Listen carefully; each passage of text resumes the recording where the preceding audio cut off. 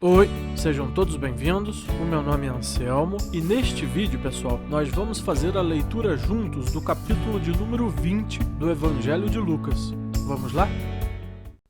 Certo dia, quando Jesus estava ensinando o povo no templo e pregando as boas novas, chegaram-se a ele os chefes dos sacerdotes, juntamente com os mestres da lei e os líderes religiosos. E lhe perguntaram: com que autoridade estás fazendo estas coisas? Quem te deu esta autoridade? Ele respondeu: eu também lhes farei uma pergunta. Digam-me, o batismo de João era do céu ou dos homens?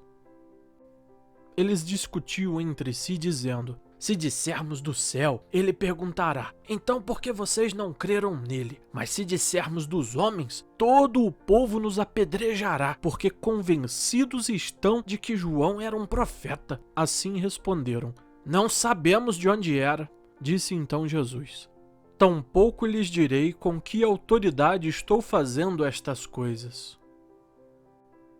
Então Jesus passou a contar ao povo esta parábola. Certo homem plantou uma vinha, arrendou-a a alguns lavradores e ausentou-se por longo tempo. Na época da colheita, ele enviou um servo aos lavradores, para que lhe entregassem parte do fruto da vinha. Mas os lavradores o espancaram e o mandaram embora de mãos vazias. Ele mandou outro servo, mas a esse também espancaram e o trataram de maneira humilhante, mandando-o embora de mãos vazias. Enviou ainda um terceiro, e eles o feriram e o expulsaram da vinha. Então o proprietário da vinha disse: que farei? Mandarei meu filho amado, quem sabe o respeitarão. Mas quando os lavradores o viram, combinaram entre si dizendo: este é o herdeiro, vamos matá-lo e a herança será nossa. Assim, lançaram-no fora da vinha e o mataram. O que lhes fará então o dono da vinha? Virá, matará aqueles lavradores e dará a vinha a outros. Quando o povo ouviu isso, disse: que isso nunca aconteça. Jesus olhou fixamente para eles e perguntou: então, qual é o significado do que está escrito? A pedra que os construtores rejeitaram tornou-se a pedra angular. Todo o que cair sobre esta pedra será despedaçado, e aquele sobre quem ela cair será reduzido a pó. Os mestres da lei e os chefes dos sacerdotes procuravam uma forma de prendê-lo imediatamente, pois perceberam que era contra eles que ele havia contado essa parábola. Todavia, tinham medo do povo.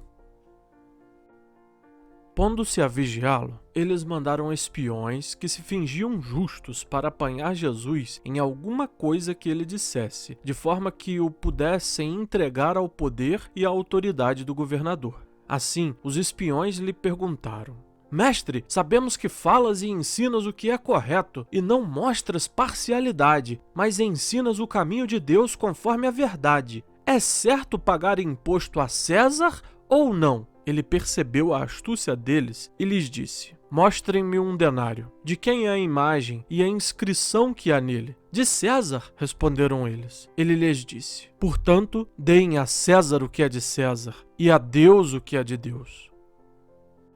E não conseguiram apanhá-lo em nenhuma palavra diante do povo, e, admirados com sua resposta, ficaram em silêncio. Alguns dos sacerdotes, que dizem que não há ressurreição, aproximaram-se de Jesus com a seguinte questão: mestre, disseram eles, Moisés nos deixou escrito que, se o irmão de um homem morrer e deixar mulher sem filhos, este deverá casar-se com a viúva e ter filhos para seu irmão. Havia 7 irmãos. O primeiro casou-se e morreu sem deixar filhos. O segundo e o terceiro, e depois também os outros, casaram-se com ela. E morreram os 7 sucessivamente, sem deixar filhos. Finalmente, morreu também a mulher. Na ressurreição, de quem ela será esposa, visto que os 7 foram casados com ela?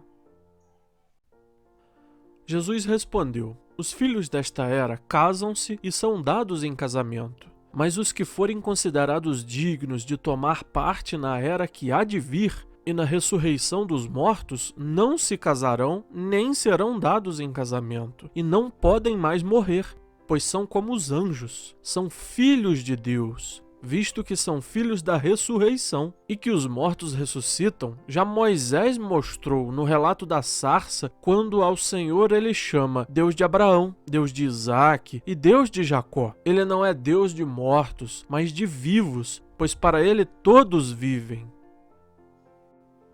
Alguns dos mestres da lei disseram: "Respondeste bem, mestre."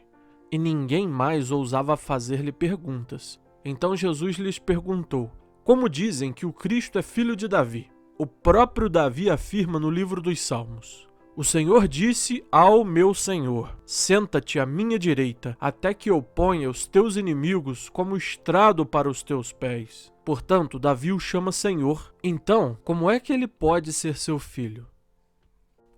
Estando todo o povo a ouvi-lo, Jesus disse aos seus discípulos: "Cuidado com os mestres da lei. Eles fazem questão de andar com roupas especiais e gostam muito de receber saudações nas praças e de ocupar lugares mais importantes nas sinagogas e os lugares de honra nos banquetes. Eles devoram as casas das viúvas e, para disfarçar, fazem longas orações. Esses homens serão punidos com maior rigor." Excelente, pessoal! Terminamos mais essa leitura, graças a Deus. Agora chegou aquela hora que aparece aqui na tela algumas palavras que eu considero um pouco mais difíceis para compreender o capítulo. Se você tem alguma dúvida com relação a essas palavras, pause o vídeo, leia atentamente. Se for do seu desejo, depois de você conhecer as palavras, volte o vídeo e assista a leitura novamente para compreender melhor o texto. Obrigado pela sua companhia até aqui. E lembre-se, se inscreva no canal se ainda não for inscrito e ative o sininho de notificações para que você receba o aviso do YouTube quando a gente colocar novos vídeos aqui no canal. Deixe o seu joinha caso você tenha gostado do vídeo, o seu comentário também é muito importante. Além disso, se você puder compartilhar este vídeo com os seus contatos, com os seus amigos, isso é muito importante, pois você ajuda o canal a crescer e também leva a palavra de Deus a mais pessoas. Muito obrigado e até o próximo vídeo.